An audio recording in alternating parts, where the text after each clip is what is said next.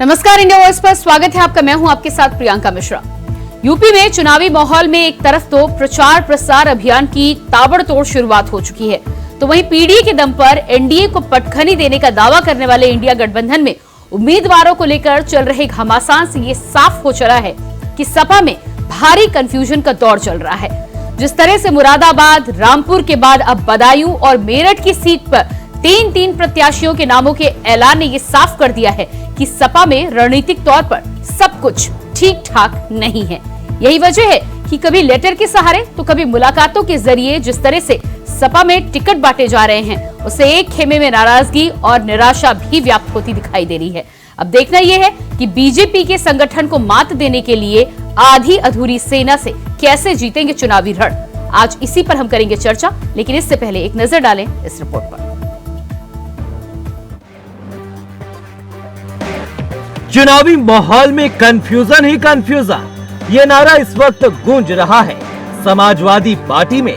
जी हां, मुरादाबाद और रामपुर में घटे सियासी घटनाक्रम में जहां अखिलेश यादव को आजम खान के सामने सरेंडर करना पड़ा और दोनों की सीट पर आजम के प्रत्याशियों का पर्चा भरा गया, तो मुरादाबाद में एसटी हसन पर्चा भी भर चुके थे। लेकिन क्या ही किया जाए, जेल से बैठे बैठे आजम ने दिखा दिया कि राजनीति की बिसात में आजम खान अभी भी अखिलेश से माहिर और दमदार नेता है। वो चाहे तो जेल से भी अखिलेश यादव को सरेंडर करने पर मजबूर कर सकते हैं। खैर, ये सभी घटनाक्रम देखने के बाद लगा था कि सपा के अंदर अब कंफ्यूजन खत्म हो सकता है, लेकिन मेरठ और सुल्तानपुर में भी वही आलम देखने को मिला। मुरादाबाद से पहले समाजवादी पार्टी के प्रत्याशी एसटी हसन थे, लेकिन फिर रुचि विदा हो गई। रामपुर से आसिम रजा ने पर्चा खरीदा और प्रत्याशी हुए मोहिबुल्ला खान। सुल्तानपुर से सपा प्रत्याशी भीम निषाद बना गए, लेकिन उसके बाद उनका टिकट वापस करवाकर राम भुआल निषाद को दे दिया गया। इसके बाद की कहानी तो 2 कदम आगे निकल गई। मेरठ से समाजवादी पार्टी के पहले प्रत्याशी थे भानु प्रताप, लेकिन फिर उनसे टिकट वापस लेकर अतुल प्रधान को प्रत्याशी बना दिया गया। अतुल प्रधान खुश थे, जनता के बीच जा रहे थे, लेकिन तभी खबर आती है कि अतुल प्रधान से भी टिकट वापस ले लिया गया और दे दिया गया सुनीता वर्मा को, और उन्होंने बकायदा नामांकन भी कर दिया। डिसीजन हो गया, आज लास्ट डेट है। योगेश वर्मा जी सिंबल लेके गए हैं और वो नामांकन आज करेंगे। योगेश वर्मा जी उनकी वाइफ? ये मतलब मुझे कंफर्म नहीं, लेकिन मुझे लगा कि क्या नाम शायद वाइफ का ही है। लेकिन आपको मिला था टिकट पहले किसी और को, फिर आपको मिला। एक कार्यकर्ताओं में खुशी थी और अचानक से अब ये फिर से टिकट कट जाना। कल आप नामांकन दाखिल कर चुके थे। देखिए, राजनीति में और सामाजिक जीवन में कई बार अलग अलग तरीके के मोड़ आते हैं, और मैं समझता हूँ माननीय राष्ट्रीय अध्यक्ष जी ने जब ये फैसला लिया है तो कुछ सोचा होगा, समझा होगा, और शायद इसलिए भी हम लोगों को बुलाकर कहा कि हम लोग पार्टी के पुराने कार्यकर्ता हैं और उन्होंने हमेशा कोशिश की है कि भाई मदद हो। तो मेरा मानना यही है कि जो पार्टी ने फैसला किया उसको स्वीकार करना। कहानी सिर्फ इतनी नहीं है। बदायूं से पहले धर्मेंद्र यादव, फिर शिवपाल यादव, और अब शिवपाल यादव कह रहे हैं कि लोग चाहते हैं बदायूं से आदित्य यादव चुनाव लड़े, और इसके लिए बकायदा अखिलेश यादव के पास प्रस्ताव भेज दिया गया है। हालांकि आदित्य ने ये भी साफ किया कि अखिलेश के पास कोई लिखित में प्रस्ताव नहीं भेजा गया, बल्कि शिवपाल यादव उनसे बात करेंगे। पिछले लगभग 4-5 दिन से समाजवादी पार्टी का कार्यकर्ता सम्मेलन हम लोग ने सारी विधानसभा में लगभग कर लिया है, और आज ये कह सकता हूं कि समाजवादी पार्टी का बूथ स्तर का कार्यकर्ता हमारे नेता से मिलके एक ऊर्जा उसने पाई, और निश्चित ही बूथ के स्तर पे समाजवादी पार्टी का काम हो रहा है और बदायूं लोकसभा के अंदर अच्छा चुनाव है। जब बैठकें हो रही थी उस बीच जो हमारे बूथ और सेक्टर जोनल प्रभारी हैं जिनकी बैठक हो रही थी, उन सब ने इस बात को हमारे नेतृत्व के सामने रखा कि लगातार पूर्व में भी जब नेताजी यहाँ से गए थे तो आदरणीय धर्मेंद्र यादव जी को एक युवा के तौर पर बधाई को सौंप के गए थे। तो कहीं ना कहीं इसी को देखते हुए जनता ने और यहाँ के हमारे जो प्रभारी हैं सब लोगों ने इस बात को रखा कि आदरणीय शिवपाल सिंह जी की जगह अगर एक युवा चेहरे को यहाँ पे उतारा जाए तो कहीं ना कहीं पार्टी को और फायदा होगा। तो ये उन लोगों के मन की इच्छा थी, ये उन लोगों ने अपनी व्यक्तिगत मुझे लगता है जो पार्टी के हमारे वर्कर है उन्होंने अपनी राय को रखा, हमारे नेतृत्व में सुना। लोकतांत्रिक हमारा नेतृत्व रहता है जो लगातार जनता की जो बात है उसको राष्ट्रीय नेतृत्व तक पहुंचाता है। तो इस बात को भी हमारे नेता ने इस बात के लिए भी सभी लोगों को ये विश्वास दिलाया कि वो राष्ट्रीय नेतृत्व से बात करेंगे, जो उनका संदेश है उसको पहुंचाने का काम करेंगे। वहीं दूसरी तरफ सपा के इन हालातों पर अखिलेश यादव के पुराने मित्र भी तंज कस रहे हैं। जयंत ने एक्स पर पोस्ट करते हुए लिखा, विपक्ष में किस्मत वालों को ही कुछ घंटों के लिए लोकसभा प्रत्याशी का टिकट मिलता है और जिनका टिकट नहीं कटा उनका नसीब। सवाल थोड़ा मुश्किल है लेकिन समझने की कोशिश करते रहिए, शायद ये कहानी समझ आ जाए और कोई बड़ी बात नहीं है। इस तरह की कंफ्यूजन आगे भी देखने को मिल ही जाए। समाजवादी पार्टी इस चुनाव में सीधे बीजेपी को चैलेंज कर रही है। ऐसे में ये कंडीशन देखने के बाद साफ है कि सपा में सब कुछ ठीक नहीं है। कंफ्यूजन और टीस के बीच जीत की बात कैसे होगी, कब होगी, ये बड़ा सवाल है। Bureau report, India voice.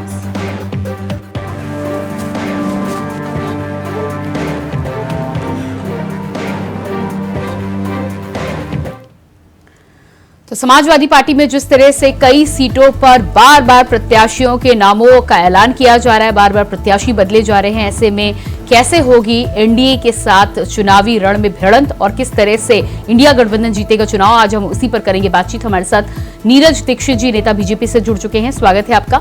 Varun Mishra ji Congress से नेता हमारे साथ जुड़ चुके हैं, आपका भी बहुत बहुत स्वागत है। और राकेश अहिर जी नेता समाजवादी पार्टी से हमारे साथ जुड़े हैं, आपका भी बहुत बहुत स्वागत है। तो सबसे पहले राकेश जी आपसे ही पहला सवाल, जिस तरह से प्रत्याशियों के नामों का ऐलान सुना जा रहा है, कल अतुल प्रधान, आज सुनीता वर्मा, और ये एक सीट का हाल नहीं है, कई सीटों का हाल है। इतनी जल्दी तो लोग कपड़े भी नहीं बदलते राकेश जी। दरअसल देखिए, जो भी टिकट बदलने की बात आप कर रही है, हमारा दल, राष्ट्रीय नेतृत्व, राष्ट्रीय अध्यक्ष जी ने सारे चीज को देखते हुए जो जिताऊ कैंडिडेट है उनको टिकट दिया जा रहा है और भारतीय जनता पार्टी की तरह लोग टिकट पाके भी छोड़ के चले जा रहे हैं। हमारे यहाँ तो लोग टिकट लेने के लिए है, कैंडिडेट है और हर जाति हर समाज के लोग हैं। और पहली बात कि दूसरा कोई व्यक्ति जिसका टिकट कटा है वो एक भी चीज जो है बयान गलत नहीं दिया, क्योंकि पार्टी उनसे मिलकर बात करके उनको संतुष्ट करके ही किसी को टिकट दिया है। नहीं तो आप कह रहे हैं कि जिताऊ कैंडिडेट को टिकट दिया है, तो अतुल प्रधान जिताऊ नहीं थे, सुनीता वर्मा जिताऊ हैं। बदायूं से जिस तरह से शिवपाल यादव ने अपने कदम पीछे हटाए हैं, आदित्य यादव का नाम आगे कर रहे हैं, तो आप क्या कहना चाह रहे हैं? अभी तो चर्चा का विषय है, अभी फाइनल कहाँ है लिस्ट? नहीं, आपका ही कहना है ना कि आप जिताऊ कैंडिडेट को दे रहे हैं, यानी कि इसका मतलब है कि एसटी हसन तो आपके सिटिंग सांसद थे। राष्ट्रीय कमेटी, हम कह रहे हैं कि एसटी हसन साहब नाराज कहाँ हुए?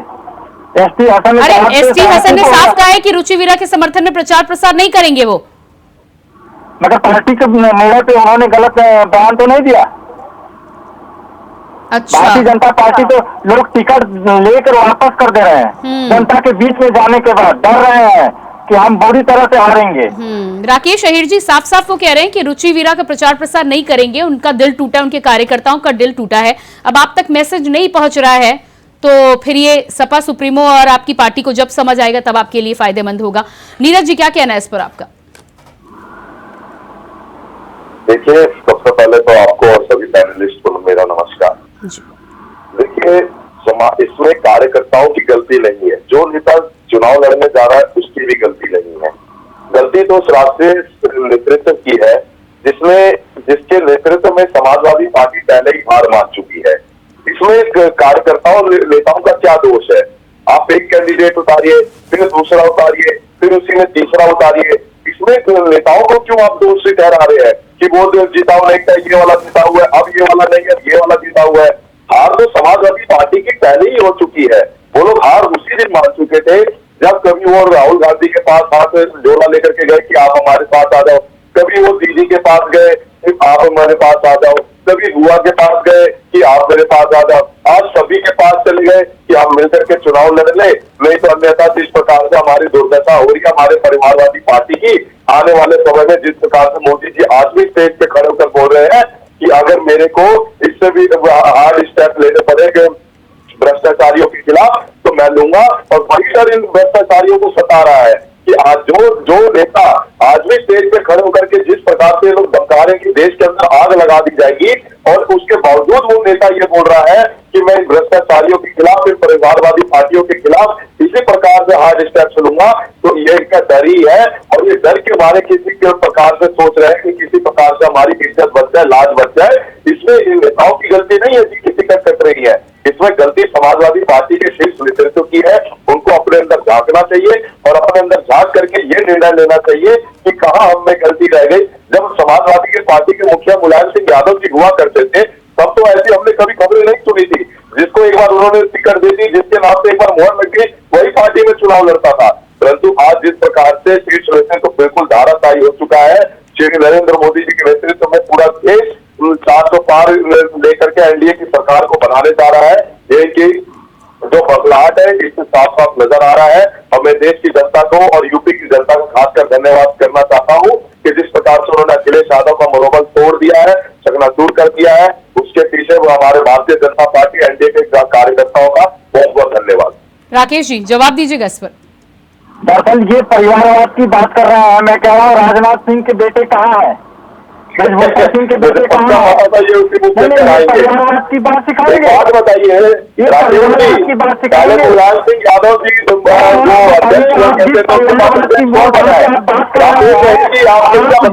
अरे राकेश अय्यर जी, ये सवाल आप कैसे कर सकते हैं? शिवपाल यादव जब आदित्य यादव को मैदान में उतारने की बात कर रहे हैं तो ये सवाल आप कैसे कर सकते हैं, बताइए। इस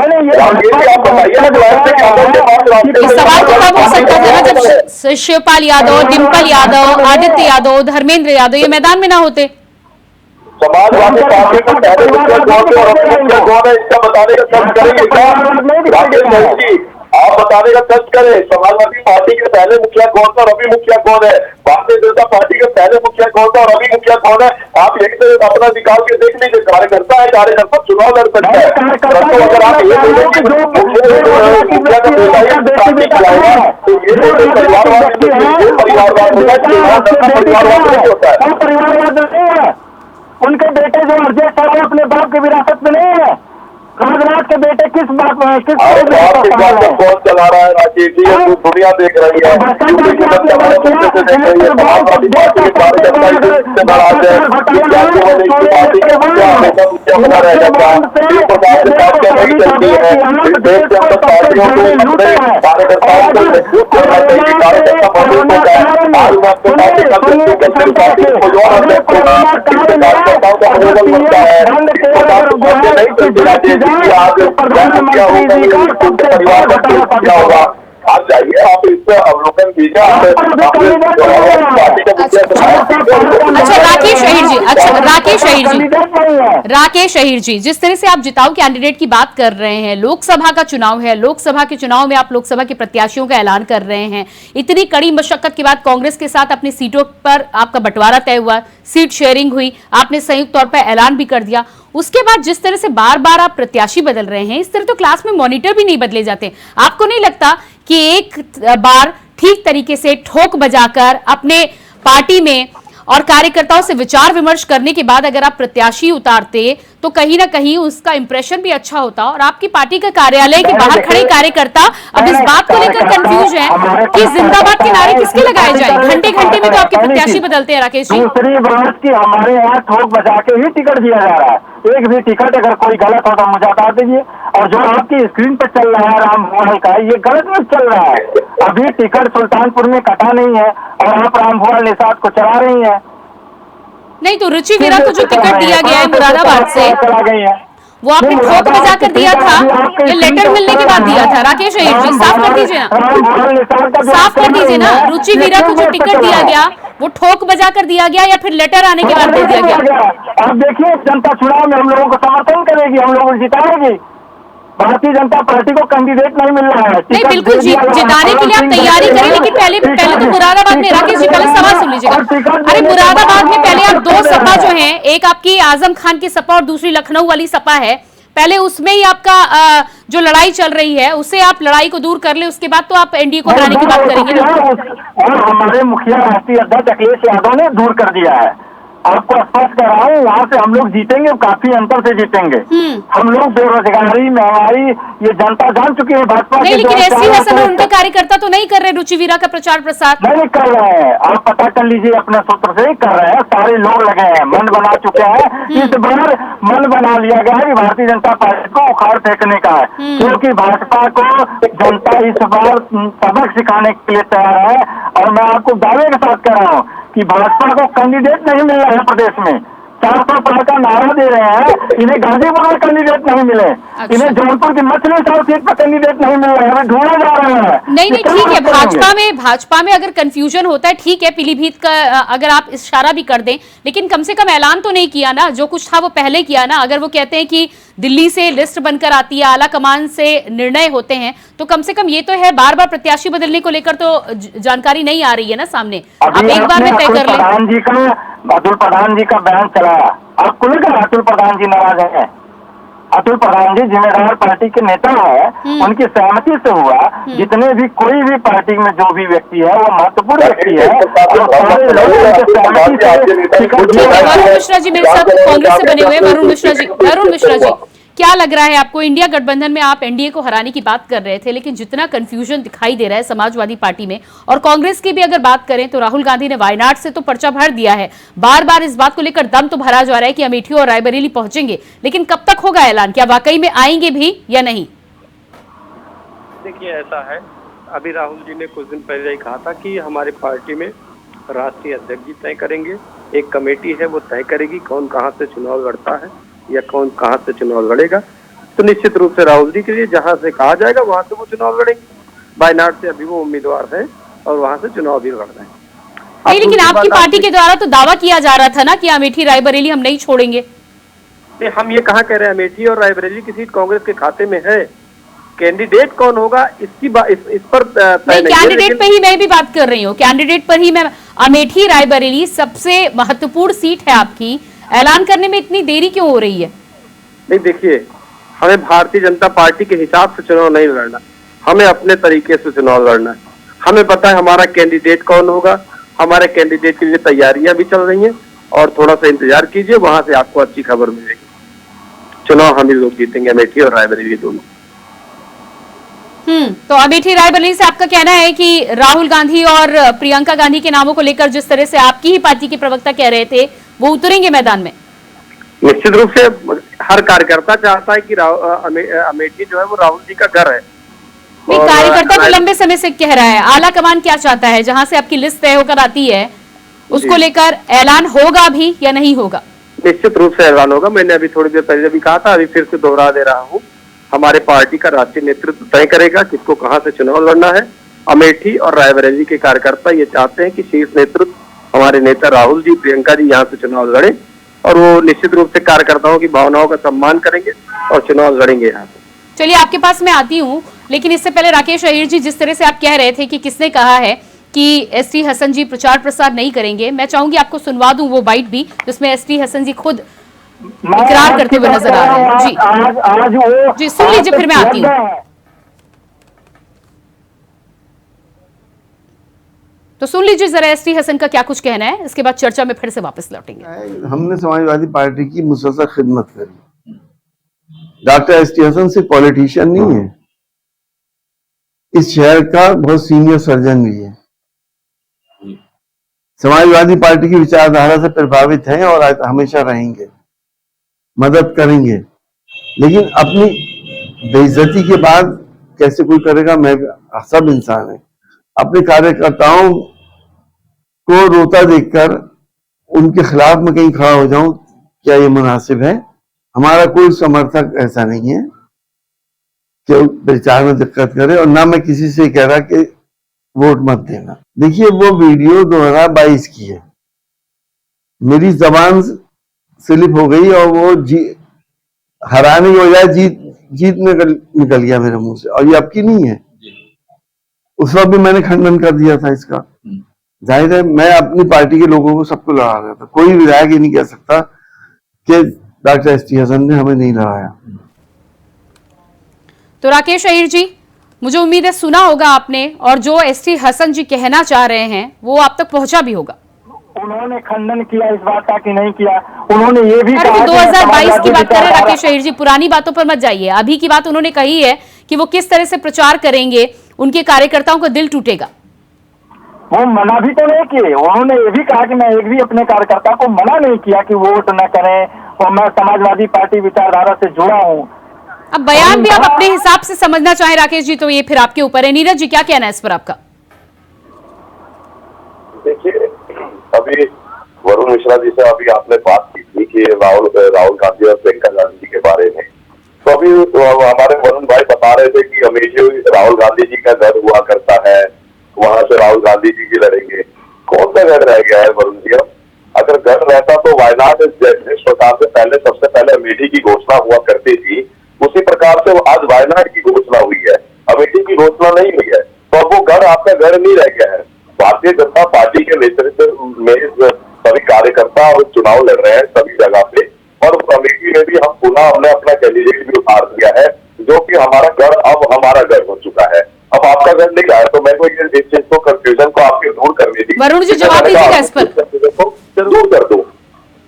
भारतीय जनता ने राहुल जी को अमेठी किया है, तो राहुल गांधी जी वहां से मैं इनको बताना चाहता हूँ, जैसे नरेंद्र मोदी जी गुजरात से आकर उत्तर प्रदेश में चुनाव लड़ जाते हैं वाराणसी से, उसी तरह राहुल जी अमेठी जाकर वायनाड में चुनाव लड़ गए। आपको किस बात की आपत्ति है भाई? अब कोई जीत जाए हार जाए, चुनाव लोकतंत्र में, ये लोकतंत्र है नीरज जी, ये लोकतंत्र है।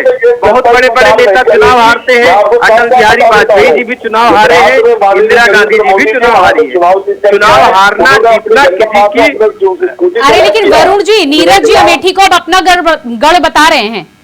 ये गलतफहमी इनकी इसी चुनाव में दूर हो जाएगी। मैंने अभी कहा कि लोकतंत्र में चुनाव बहुत सारे लोग हारते हैं, इंदिरा गांधी जी भी हारी थी, अटल बिहारी वाजपेयी जी भी हारते थे। अभी तो आपकी भी 2019 में दूर हो चुकी है ना वरुण जी? नहीं, ऐसा नहीं है। देखिए, एक झूठ की वेब चलाई गई, वेब के शिकार कुछ लोग हो गए, इससे इनकार नहीं है, लेकिन हम ये नहीं कहते कि लोकतंत्र में सफलता का पैमाना चुनाव होता है। अमेठी से राहुल जी का एक भावनात्मक रिश्ता है, गांधी परिवार का एक भावनात्मक रिश्ता है, और वो रिश्ता किसी चुनाव जीतने हारने से तय नहीं होता। नहीं, अगर भावनात्मक रिश्ता आप बता रहे हैं, अगर अपना गढ़ बता रहे हैं, तो फिर चुनाव के ऐलान में इतनी देरी क्यों, इतनी हिचक क्यों? नहीं, देखिए, हर चीज मैंने कहा ना, हमें भारतीय जनता पार्टी की तैयार की गई पिच पे चुनाव नहीं लड़ना, हमको अपने हिसाब से चुनाव लड़ना है। हम समय आने दीजिए। लेकिन वरुण जी, अपने हिसाब में आत्मविश्वास नजर नहीं आ रहा, जितना आत्मविश्वास राहुल जी के रोड शो में वायनाड में नजर आ रहा था, अमेठी का नाम लेते ही वो विश्वास कहाँ चला जाता है?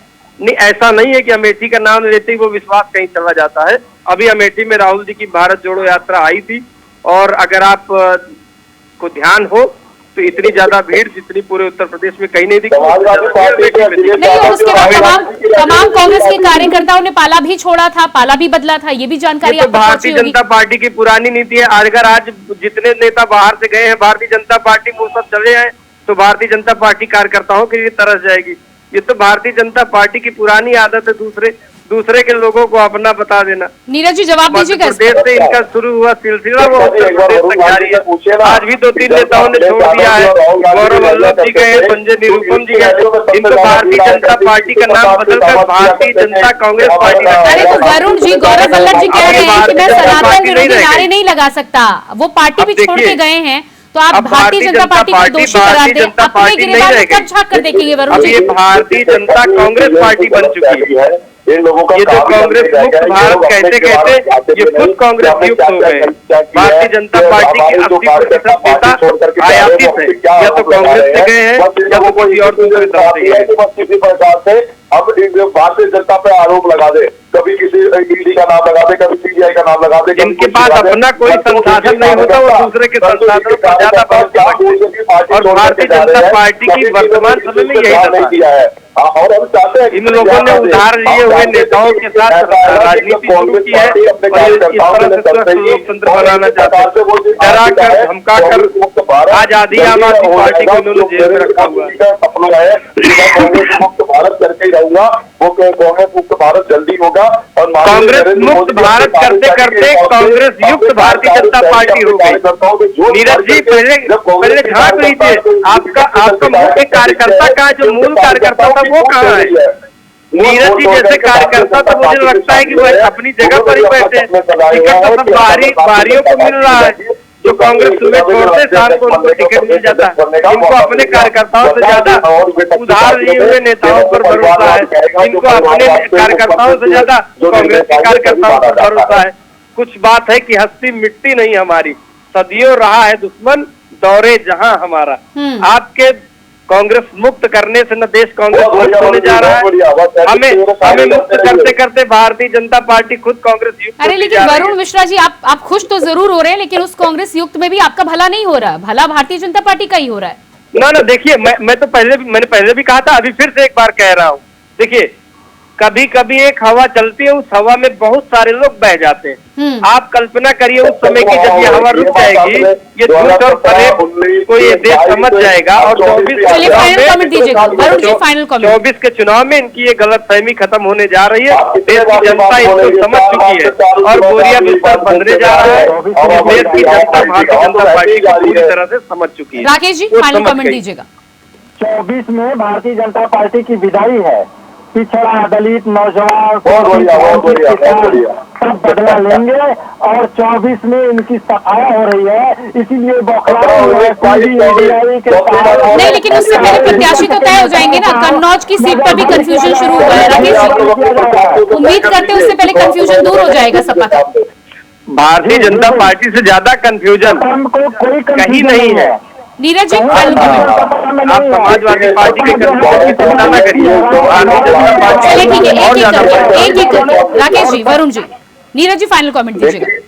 देखिए प्रियंका जी, बौखलाहट इन दोनों की बता रही है कि किस प्रकार से दोनों मिलकर के भारतीय जनता पार्टी के कार्यकर्ता पे हावी होने की कोशिश कर रहे हैं। परंतु नरेंद्र मोदी जी के नेतृत्व में जिस ये नीरज जी की जो अहंकार वाली हंसी है ना, आप देखिए 2023 के बाद ये हंसी गायब रही, 2024 के चुनाव के बाद इनकी हंसी गायब हो जाएगी। चाहता हूँ कि माननीय ये जो हमारी बौखलाहट बता रहे हैं अहंकार की हंसी है, ये गायब हो जाएगी। जुमला दिया था, इनको इस देश की जनता ने आइडेंटिफाई कर लिया। मोदी ने जुमला दिया था 100 स्मार्ट सिटियों का, नरेंद्र मोदी ने महिलाओं को उज्ज्वला गैस का जुमला दिया। चलिए राकेश जी, समय मेरे पास नहीं है। उम्मीद यही है कि जिस तरह से आप मजबूत विपक्ष के तौर पर लड़ने की कोशिश कर रहे हो, उससे पहले सीटों का कंफ्यूजन दूर हो जाएगा और तब ये लड़ाई ज्यादा मजेदार होगी और कांटेदार टक्कर देखने को मिलेगी उत्तर प्रदेश में। बहुत बहुत धन्यवाद आप सभी का, नीरज जी, वरुण जी और राकेश जी, बहुत बहुत धन्यवाद जुड़ने के लिए। तो जिस तरह से उत्तर प्रदेश में समाजवादी पार्टी के उम्मीदवारों को लेकर भारी कंफ्यूजन अलग अलग सीटों पर नजर आ रहा है। कई सीटें ऐसी हैं जहां पर एक नहीं, दो नहीं, बल्कि तीन प्रत्याशी समाजवादी पार्टी के द्वारा बदले जा चुके हैं। देखना यह होगा कि तीन प्रत्याशियों को बदलने के बाद भी जिस तरह से एनडीए को हराने का बीड़ा इंडिया गठबंधन और समाजवादी पार्टी ने उठाया है, क्या उसमें कामयाबी मिलेगी अपनी पार्टी की आपसी कलह के साथ? यह आने वाला वक्त बताएगा। फिलहाल हमारे इस खास कार्यक्रम में इतनी खबरों के लिए बने रहिए इंडिया वॉइस के साथ। नमस्कार।